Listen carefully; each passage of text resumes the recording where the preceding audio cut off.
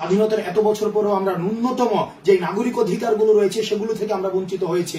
আজকে আমাদের যে আন্দোলনটি হচ্ছে, এই আন্দোলনে আমাদের শুধুমাত্র দুইটি পরিচয়, একটি হচ্ছে আমরা যারা নির্যাতিত হয়েছি এবং আরেকটি পক্ষ হচ্ছে নিপীড়ক। সুতরাং আগামীকাল যারা লং মার্চে ঢাকায় আসতে পারবেন না, আপনাদের দায়িত্ব থাকবে আপনাদের পার্শ্ববর্তী যারা সংখ্যালঘু রয়েছে তাদেরকে নিরাপত্তা দেওয়া, যাতে করে আজকে কোন রাষ্ট্রীয় কায়দায় সংখ্যালঘুদের উপরে নির্যাতন করে সেটির দায়ভার ছাত্র জনতার উপরে না চাপাতে পারে।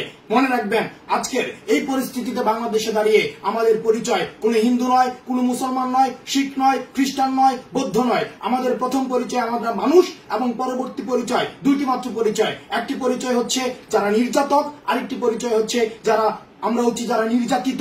সুতরাং আমাদের যে আন্দোলন সেটি হচ্ছে নির্যাতকের বিরুদ্ধে আমাদের আন্দোলন, নিপীড়কের বিরুদ্ধে আমাদের আন্দোলন, বৈষম্যের বিরুদ্ধে আমাদের আন্দোলন, স্বৈরতন্ত্রের বিরুদ্ধে আন্দোলন। আমাদের এক দফা বাস্তবায়ন না হওয়া পর্যন্ত আমাদের আন্দোলন অব্যাহত থাকবে এবং আপনারা নিশ্চিত করবেন আগামীকাল লং মার্চে আমরা ঢাকায় এসে আমাদের বিজয় সন্নিকটে রয়েছে এবং সেই বিজয় ছাত্র জনতার যে গণ অভ্যুত্থান প্রতিষ্ঠিত হয়েছে সেটিকে আমরা নিশ্চিত করবই।